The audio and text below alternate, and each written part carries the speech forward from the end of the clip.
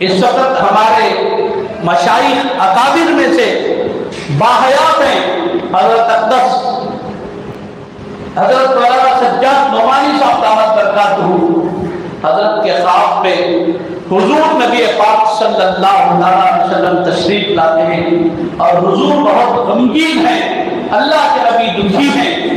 حضرت مولانا سجاد نعمانی صاحب حضور کے پاس بیٹھے ہوئے ہیں، اللہ کے نبی دکھڑا سنا رہے ہیں۔ حضور فرما رہے ہیں سجاد میری امت سے مجھے بہت تکلیف ہو رہی ہے، میری امت سے مجھے بہت تکلیف ہو رہی ہے۔ آج تکلیف دینے والے ایک طرف غیر ہیں، غیروں نے ہمیشہ تکلیف دی ہے، مکے میں تکلیف دی، مدینے میں تکلیف دی، طائف میں تکلیف دی، حرم مکہ میں تکلیف دی۔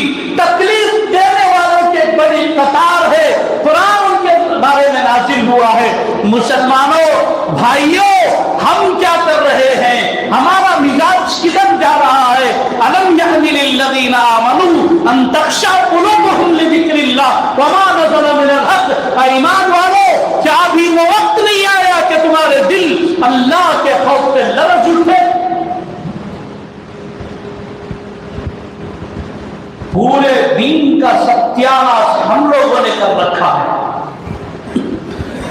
ہم صحیح ہوتے، پکے مومن ہوتے، مسلمان ہوتے، پھر کروش میں کے نام کی جرت تھی میرے نبی کے خلاف زبان دراز کر دے، پھر کوسی ماں نے وہ بچہ جن رکھا ہے جو پیغمبر کی شان میں گستاخی کر دے۔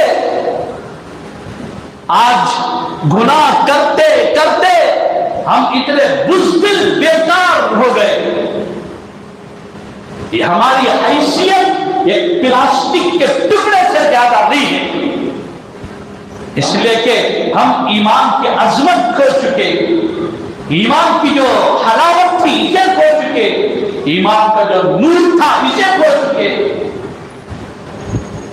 اب بھی موقع ہے، توبہ کرو، اللہ سے معافی چاہو،